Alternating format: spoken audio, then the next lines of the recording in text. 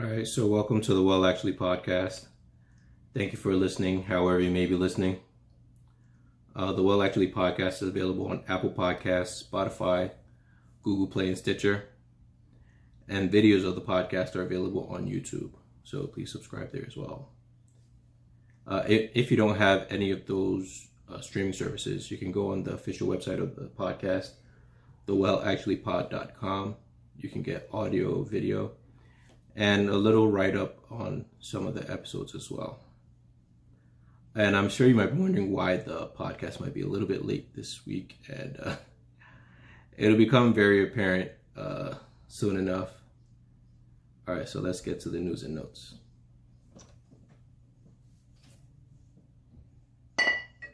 Warriors, come out and play.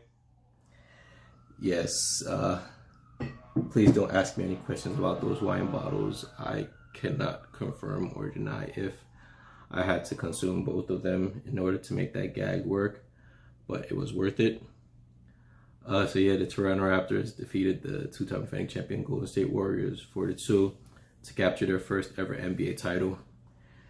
And I'm going to admit right now, I was delaying this podcast until the Raptors won.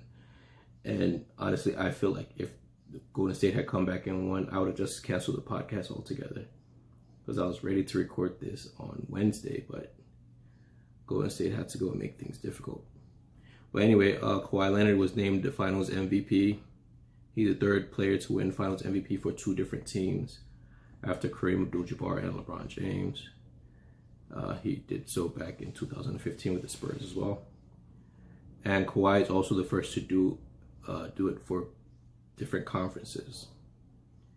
And it was kind of disingenuous to have this conversation without mentioning all the injuries, but players get hurt every day, B. So nobody's trying to hear all that.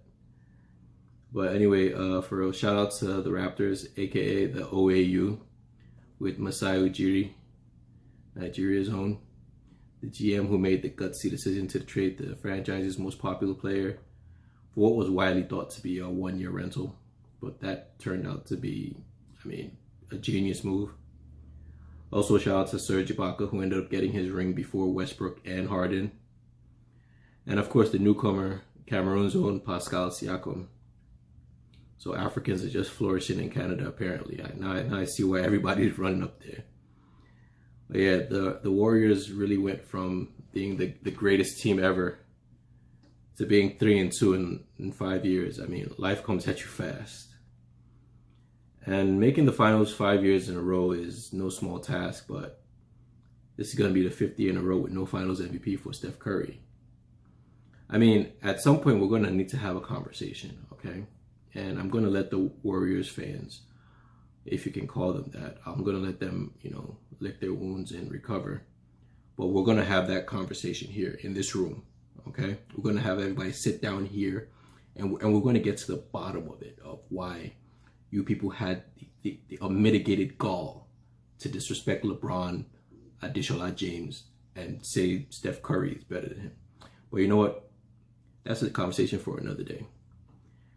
But yeah, something else that stuck out to me is, why do they keep interviewing Drake so much? Like, he has gotten more press than Kawhi Leonard. And every time they talk to Drake, he sounds like he's just played 40 minutes and he left it all out there on the court. But he's basically the new Spike Lee at this point, the annoying fan that's a celebrity and you associate with the team. But I'm glad he finally found a team, because he's been bouncing around from team to team, sport to sport. And even in the NBA, he has a Steph Curry and Kevin Durant tattoo. So anyway, congrats to Aubrey. And he's technically part of the Raptors front office as a global ambassador. So you already know he's going to be unbearable when it's time to get his ring at the ring ceremony next season. So yeah, shout out to Aubrey. And whatever freestyle he's about to drop, I don't know, today, tomorrow, this weekend, whatever, he's going to try and find something that rhymes with Kawhi. I can guarantee you that. Also, shout out to Jeremy Lin. Linsanity is international now. he got his ring before Carmelo. And a quick tie into all that is, did you know Kawhi Leonard actually got his cornrows as paying homage to Carmelo Anthony? I don't know why he did that, and considering Carmelo doesn't even have cornrows anymore, but yeah, that just brings it all full circle. So again, congratulations to the Toronto Raptors. So another thing in this news and notes is, I don't know if you've heard about what's going on in DR right now, but shit is getting real out there. And there have been a rash of deaths among tourists, American tourists in the Dominican Republic. And as of Tuesday, there have been 8. And strangely, the cause of death for most of them have been pulmonary edema. And the circumstances surrounding these deaths have been suspicious at best. And what makes it even more suspicious is that most of these deaths are occurring in their own hotel rooms after most of them have had drinks from the minibar. So to be clear, these are not the same hotel. Well, they're not all in one hotel. They're in a couple of hotels, but some have been in the same one. And there was even I think it was a Premier League player. He heard the news and he just literally just started running out of the hotel. He's like, he's not staying in that hotel. He's not staying on the island. He's leaving. And I honestly can't blame him at this point. And I don't know who's considering a vacation out there. You might want to reconsider. And the most recent person who passed away, unfortunately, was a yoga instructor. And I think either her body washed up ashore or was carried out to sea. And there are just too many of these circumstances that it's not sitting well with a lot of people, because it's like, how are all of these things occurring so bunched and tightly together, and they're like not even connected in any way that we know yet? But yeah, I'll say if you're going out there, or if you're planning on going out there, keep both eyes open, and maybe you might have to bring your own drinks or something. And also, speaking of DR, former Major League Baseball player David Ortiz, aka Big Papi, was shot earlier in the week or sometime last week. And initially we were told that he was shot in the leg in the process of a mugging, but new reports came out and he was in a club with some friends, and someone actually came up behind him and shot him in the back. And they're claiming that it might have been a hit that was put out on him. And I'm not going to speculate. I'm just saying what was reported so far. And he was rushed to the hospital, obviously, but jungle justice is real out there. And they caught up with the person who actually shot him, and they beat the crap out of him. Like, he got worked. And so they performed surgery on Big Papi out in Dominican Republic and then flew him into Boston. He spent most of his major league career in Boston. So he's, I'm assuming, getting the best treatment out there, and hopefully he can make a speedy and full recovery. And the thing is, like, he's a beloved figure out in the Dominican Republic. He's beloved because of what he has achieved and how much he has given back. And I just don't understand why a situation like this will occur based on what seems like jealousy. But again, you can't really speculate because we don't know all the details, but I'm sure there are a lot of people looking into it, and they will let us know what else is going on. So, and on a more serious and global note, so there is, in case you haven't like made yourself aware or haven't been up on the news, there's a serious situation going on in Sudan right now, and the unwillingness or just the lack of concern from the Western media or the global media as a whole is alarming. And when the cathedral in Notre Dame was on fire, or even before it had finished burning, there were already people lining up, punching each other, getting out of the way to try and see who would be able to make the donation there.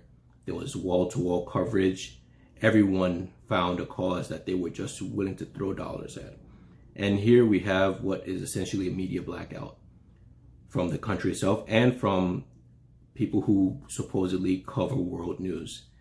And there are a lot of people who have noticed that there seems to be a pattern when the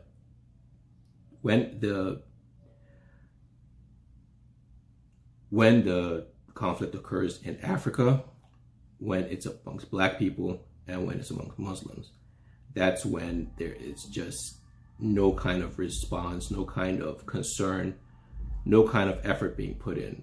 And it is alarming that it is almost predictable, where you can see that something like this is going to occur. And I would strongly advise people to at least look into it and see what they themselves can do in terms of bringing awareness to other people, and just making sure that something like this doesn't get swept under the rug because it's Sudan today, and it might be something even that hits closer to home tomorrow. And some might say, well, why are you waiting for the Western media to come and save the day? But when you have someone with a bigger platform, with a bigger microphone, it doesn't hurt to have them on your side, if not just to let everyone else know of the atrocities that are occurring. That's just some food for thought. And also, I wanted to say thank you to everyone who gave some feedback about the When They See Us episode last week. There's been some updates, and I just want to give those to you real quick. Netflix actually tweeted out that the When They See Us has been the most watched series on Netflix every day since it was released. So it's not for the entire period, but each individual day it was the most watched series on Netflix. So that just goes to show, like, once you provide quality content, regardless of who's making it, it's going to be consumed. So, but then shout out to Ava DuVernay, because she really brought that series to life. And I also saw that Oprah had an emotional interview with the Central Park Five, and it just serves as a reminder that even as dramatic as the series was, it was real life and real people were involved, and it sort of caught up with them today. And they went through something horrific, but they are trying to, live their lives right now. And just because karma happens in different ways, Elizabeth Lederer, I guess, the prosecutor of the Central Park Five, resigned from her post at the Columbia Law School.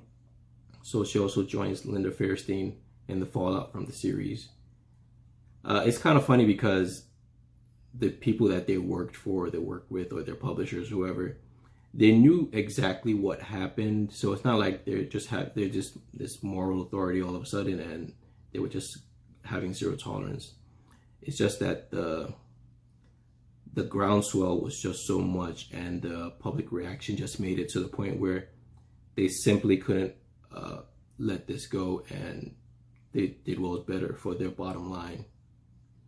But anyway, I guess if you still haven't watched When They See Us, it's a tough watch, but if you think you can stomach it, I highly recommend it. So we're going to take a quick break here, and then we'll be right back. All right, so I wanted to wish a happy Father's Day to all the fathers, the new dads, the expecting dads, the big brothers, the stepfathers, and the father figures. Basically everyone being a positive male role model. So it's going to be apparent that Father's Day isn't celebrated with the same fervor as Mother's Day.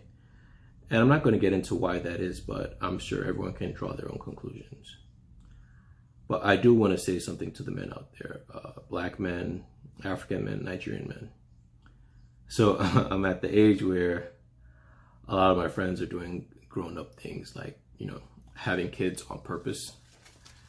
And you know what that made me think? And no, it's not about how my mom has been hounding me for grandkids. That's a podcast for another day. That might even have to be like an entire mini-series, but I won't get into that now. But it made me think about how we're going to be responsible for the physical and emotional well-being of these kids. And the literal definition of a father is a male parent. But in order to be a father, or a father worth a damn, you have to like disconnect from the archaic definitions of what masculinity is.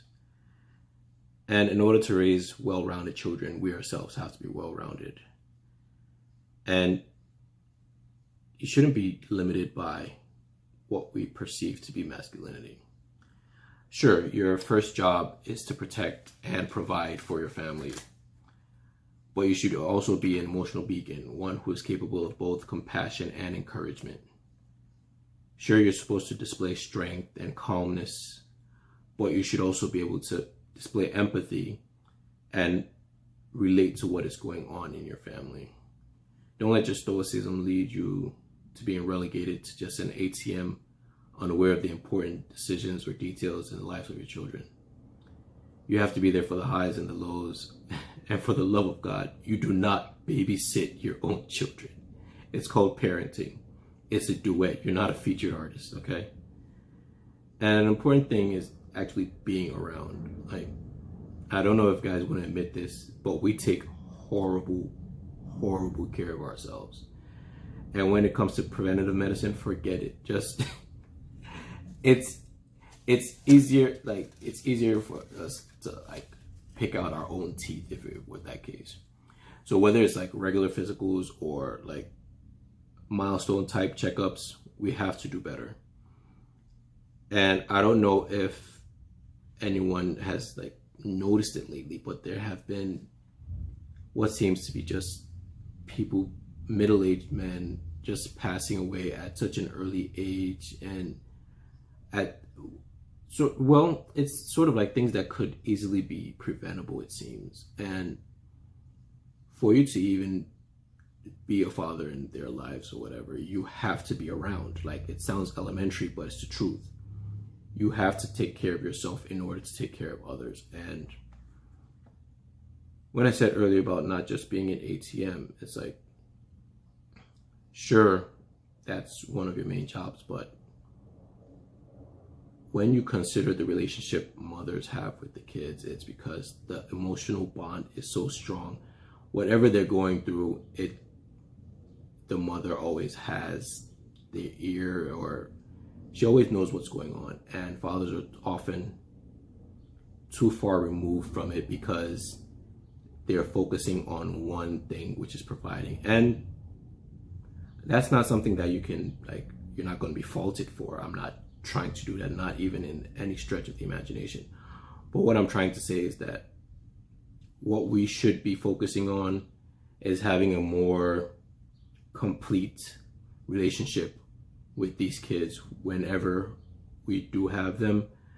And I hope, like I said, some of my friends are already at this milestone. I just hope that as we embark on this long journey, I just hope we do it better than our parents did. And if whoever had great parents, I hope that you emulate the very best of what they did, so that what we're passing on isn't a legacy of regret, isn't a legacy of bitterness, and it's not a legacy of, well, at least I don't have to see him anymore. No, I hope it's a legacy of when they think about their fathers, they smile and they want to be that sort of man. All right, we're going to take a quick break here and then we'll be right back. All right, so this TV section is just going to be a bit of updates concerning some shows that we've mentioned in the past in terms of renewals, or if they've been canceled, or if there's any news on them. So for the first one I wanted to mention was Lucifer. Netflix has renewed Lucifer for a 5th season, but it's also going to be this final season. So after this one, it's going to be the 2nd season on Netflix, but it'll be the final season of the show. And another show that we mentioned here on the podcast is Dead to Me. That's also a Netflix show. It got picked up for season 2. That was also a very popular show as well. And then the Don Cheadle show, Black Monday on Showtime, it got picked up as well. I'm not sure when season 2 is coming out, but probably next year, it seems. And then there was a show on USA called The Sinner, starring Jessica Biel. and Bill Pullman. And this one, it's going to be returning for season 3, and it's going to star Matt Bomer. He was from White Collar and Magic Mike. So that one is a really good show, and it doesn't follow like the same story over the first 2 seasons and this 3rd season, but I believe one of the characters, he has a main role going forward. And Strike Back is ending again. It seems like that show has ended like 3 or 4 times at this point, but after its 7th season, it's going to be over. And there's one show that it seems to be taking over right now, and it's called Chernobyl. It's a miniseries on HBO, and they recently had their series, season finale, I'll say. And the thing about this show is it's already the #1 rated show on IMDb ever. Like, so it's past the likes of Breaking Bad, The Wire, Game of Thrones, Handmaid's Tale. It's #1 right now, and that's how insane the show is. And of course, some people don't realize that Chernobyl, it actually, like, that whole thing actually did happen. This is not science fiction. I mean, sure, it's a bit of a dramatization, but it really happened. And so there's some funny, I don't even know if funny is the right word to use, but there are some interesting things that have come out of this. So apparently Russia is thinking about producing their own version of Chernobyl because they claim that HBO or America is producing falsehoods.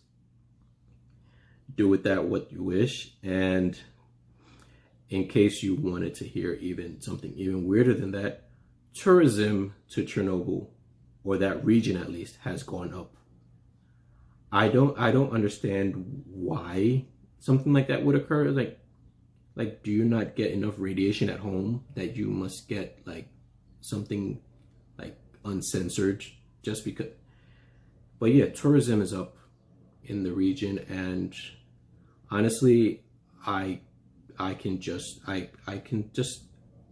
experience all of that at home from the safety of my living room and not have to fly all the way across the world, you know, to get irradiated. Like, I'm not going to get any superpowers, so no, I never want to go on a vacation where I have to pack a Geiger counter, okay? No. But that's just me personally. I don't know how other people get down, but yeah, that's what's hot in the streets apparently. But yeah, again, the name of the show is Chernobyl. It's on HBO, and you should definitely take a look at that.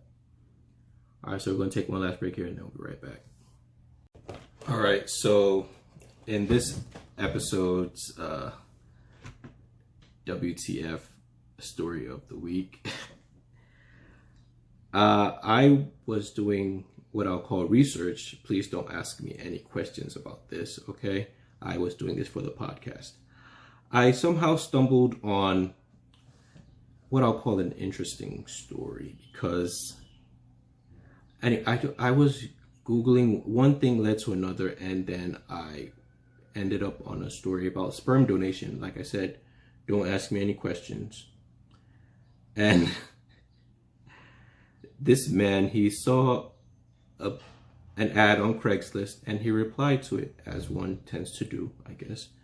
And it was from a lesbian couple who wanted to, I guess, have a child, and they wanted, I guess, a donation of sperm, and they had tried at a sperm bank or with a doctor, and they got turned down or something. And this was back in 2009. And, you know, the man, out of the goodness of his heart, he's like, you know what? I'm going to help this couple out. I'm going to go over there and, you know, make my donation. And, you know, the story's going to have a happy ending. Okay, maybe not happy, but, you know, it's going to have a good conclusion. I don't know how else to say it. But yeah, so the man, you know, over a series of 3 days, he went, you know, he was doing his good deed of dropping off samples 3 days in a row. Just, you know, by the way, the man was married, by the way. So can you imagine that conversation, first of all, with his wife? Like, yeah, honey, you know, this is for science. This is charity. he was dropping it off as charity. So he dropped off 3 loads with this couple, and you know, easy peasy. One thing that I forgot to mention from the Craigslist listing was the job was going to pay $50. He's dropping off his load for $50, whatever, you know. People got to eat, I guess. So after the conclusion of whatever, he signs a contract essentially waiving all parental rights. He's like, I have no interest in this seed. I'm just trying to be charitable or whatever. So he drops it off, and these people go about their day, and the pregnancy takes, and they have a healthy baby. Then, you know, 2 years later, the couple breaks up.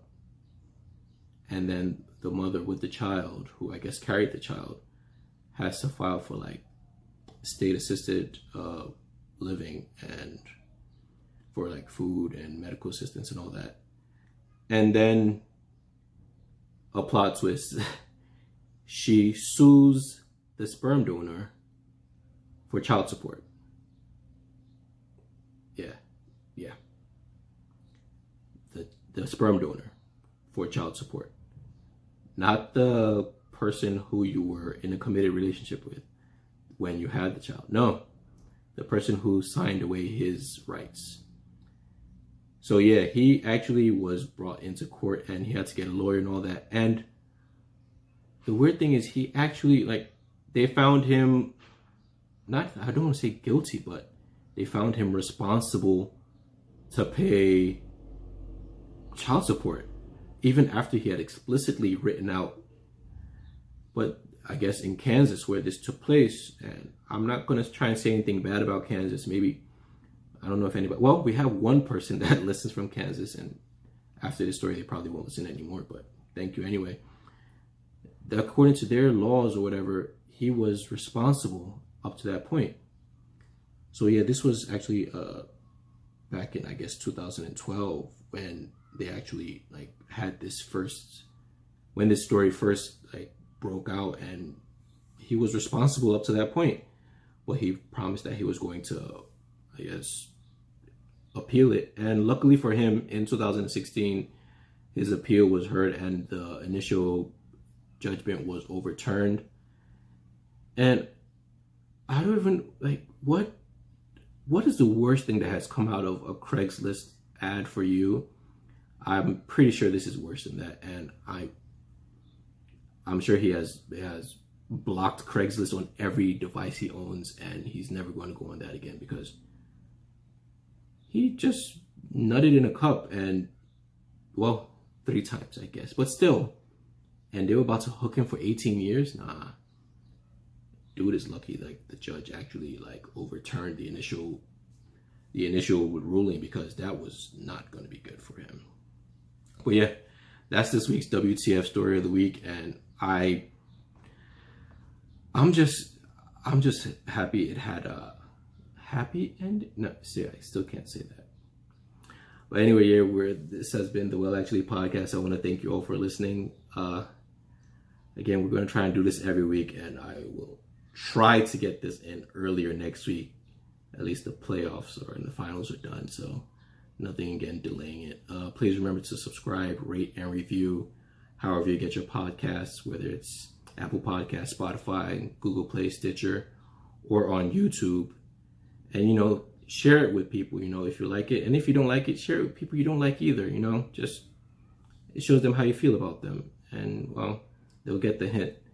And, you know, just keep playing it, you know. You don't even have to listen at some point. Like, play it a couple times. Play it while you're in the shower. Play it while you're on the way to work, on the way back from work, while you're at the gym. Just let the podcast play. And, you know, that helps it, I don't know, move up in popularity, and maybe it would help other people get accustomed to it. But yeah, thank you again for listening. I'm going to do this again next week. Take care.